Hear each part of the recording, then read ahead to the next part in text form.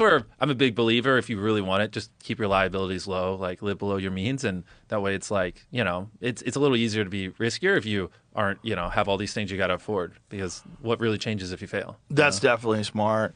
But there's something happens also to people where just the constant grind of work, it diminishes their enthusiasm and they lose their perspective. They lose this perspective of, God, you're so fortunate to be able to do this. Yeah. You're so fortunate. Exactly. And people just get really complacent. It's so easy for people to just forget how fortunate they are to be able to do what they're doing.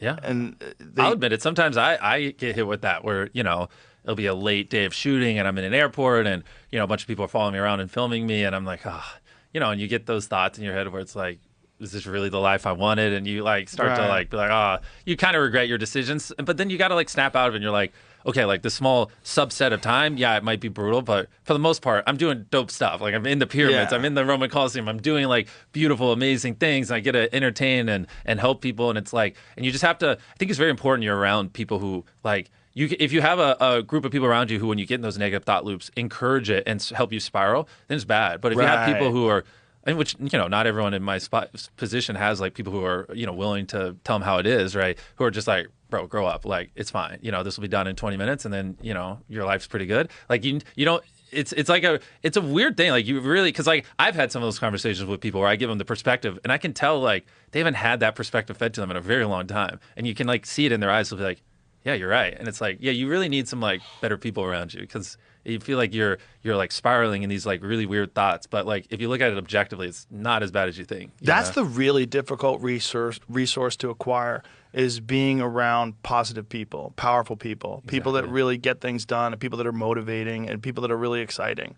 That's because so many people half-ass things.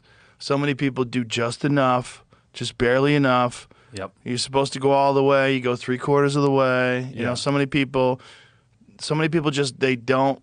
But if you're around someone who really gets after it and really is enthusiastic and really is powerful and very positive, then it's contagious. It literally is. It's infectious, and it makes something mundane honestly fun too. Yeah. And especially if you respect each other, then it just like it really compounds. And so important. Like even at this stage, like I say, for newer, younger entrepreneurs or people trying to be content creators or friend groups, everything, even at the stage I'm at, it really is, because you are like, you think, speak, talk, act like the people you're around. And like they say, show me the 5 people you're around the most, I'll show you what your future is. And it applies at every level, Yeah. And so you just My have to friend always be Brian conscious. Simpson has a great saying. He says, you can't be your own boss and be a shitty employee.